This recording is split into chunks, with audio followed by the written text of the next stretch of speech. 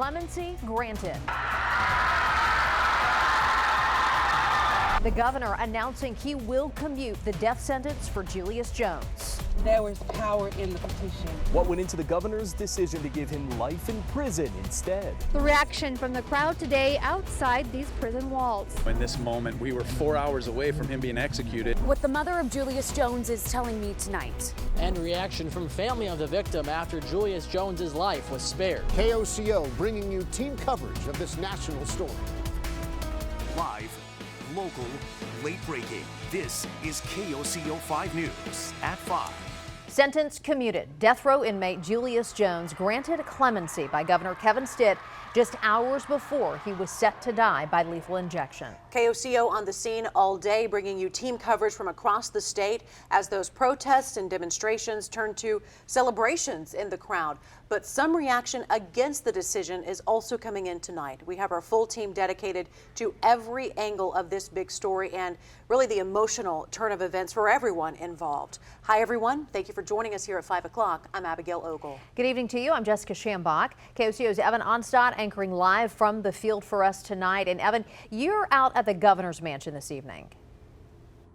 I am, and supporters of Julius Jones are expected to gather near here for a vigil a little bit later tonight at 6 o'clock. But right now, let's get on over right away to McAllister. Our Dylan Richards has been outside the prison all day. And Dylan, I understand you have how Julius Jones learned of this decision from the governor.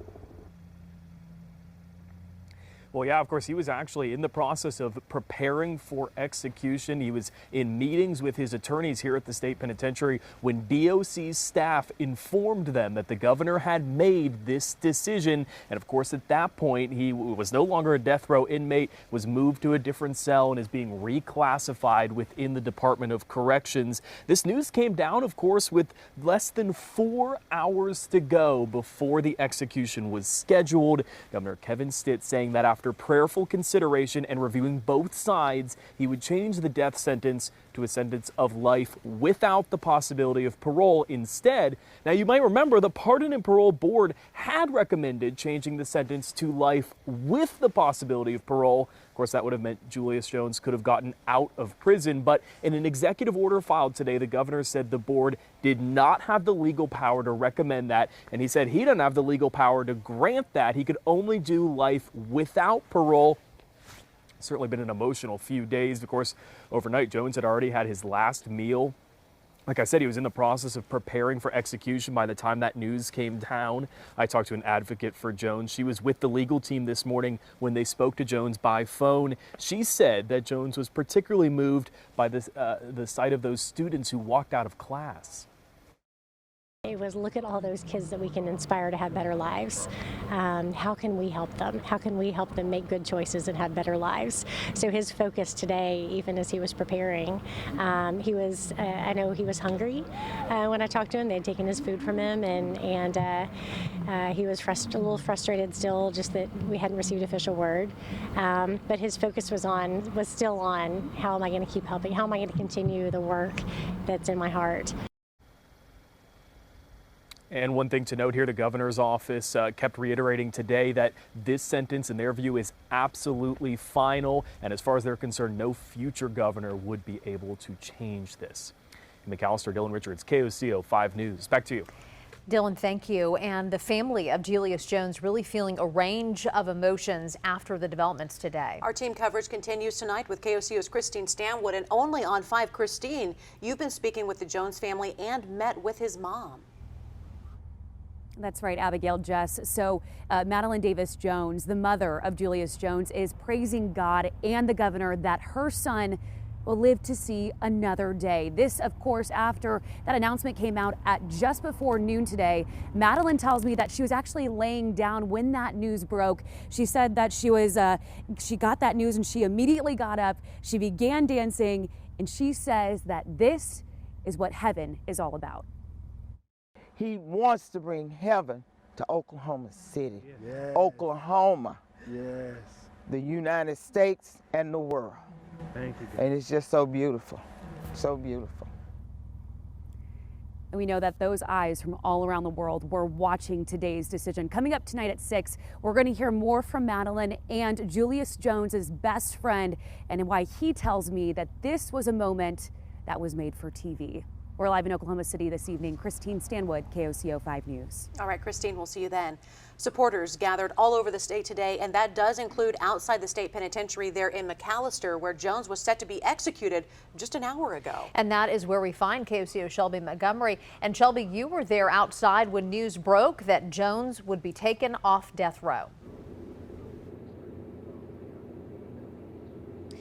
The crowd was definitely ecstatic when that news broke, but all the supporters that were here earlier outside the prison have now gone home since that decision was made. Emotions were high today before and after they made the announcement for Governor Stitt, and the mood was definitely somber before that. Many were just waiting, but still many of them still hopeful.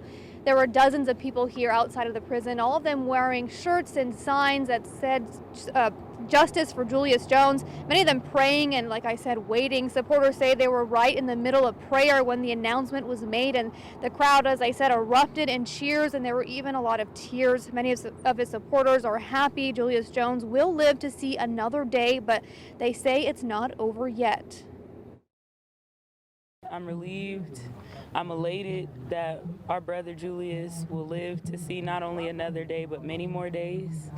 But at the same time, I truly, truly believe that Julius Jones is innocent and he deserves to be home with his family. He's going to be alive, right? And I think that's the first step. We still want to see that he could be freed. We believe in his innocence, and we're going to keep on fighting. I know his lawyers will, and there's a lot of people standing behind him that will still keep praying that it can come to freedom and he can be at home. This whole time we've been hearing justice for Julius Jones. Now his supporters are saying free Julius Jones. Live in McAllister, Shelby Montgomery, KOCO 5 News. Shelby, thanks. And want to get back out to KOCO's Evan Onstad. He's anchoring live for us this evening in front of the governor's mansion. Evan, as we've shown everyone, there has just been a lot of support for Julius Jones in this case, but we have not forgotten this is also, of course, a trying time for the family of the victim, Paul Howell. Absolutely, and Abby, you know that as well as anybody. You've been continuing to speak with this family for years, and certainly the last few weeks and days. But the Howell family, first of all, that they lost a loved one in 1999, brutally murdered in front of his children. They believe Julius Jones is guilty of that crime, and of course, as time went on, it was difficult to put that behind them because this was a case that already had a lot of publicity. Then all of a sudden it became known nationally and internationally, and with each appeal they said it was just an emotional roller coaster. And so they are dealing with a lot of emotions. A lot of them really wanted to see Jones executed today. They've told us that the members of that family, and they certainly are not alone in wanting that. I sat down with the State Attorney General, John O'Connor, earlier this week. He told me he was 100% convinced that Jones was guilty of murder.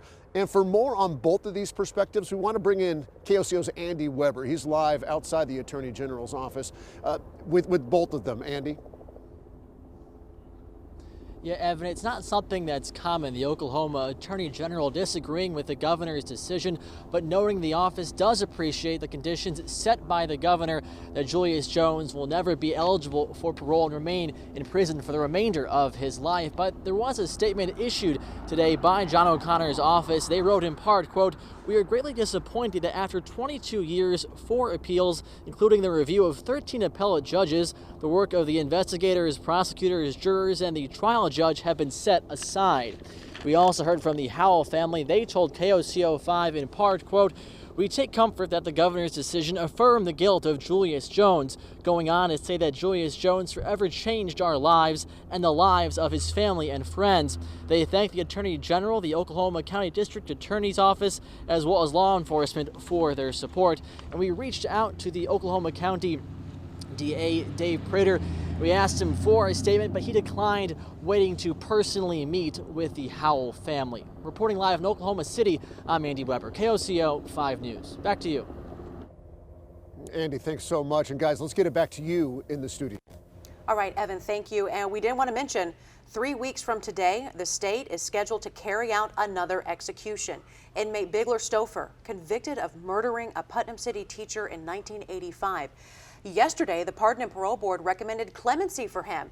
Not, though, because they think he's innocent, but because concerns over the drugs used in these executions. Specifically, whether they should be voting on these cases at all when those drugs are set to go into litigation in February.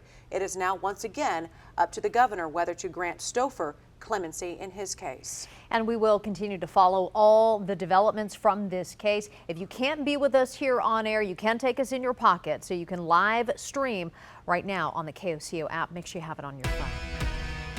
Happening just within the last hour and a half, a house fire in Midwest City. You see the video from Sky 5 of the smoke there coming from the roof off of Stansell Drive. We're told that everyone made it out of the house. No word on any injuries or how that fire started. 49 new COVID deaths and more than 1,000 new cases reported today across Oklahoma. Now, doctors are closely watching this slight increase in cases. You can see the growth in the number of active cases statewide over the last week. Today, state health leaders say more than 8,400 people are actively fighting COVID-19. That's up from 6,000 just 1 week ago.